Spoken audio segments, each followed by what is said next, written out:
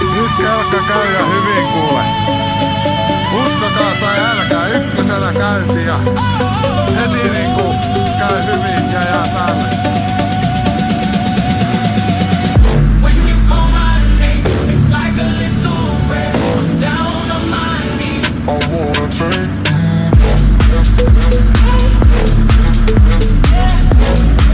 Käy todella hyvin.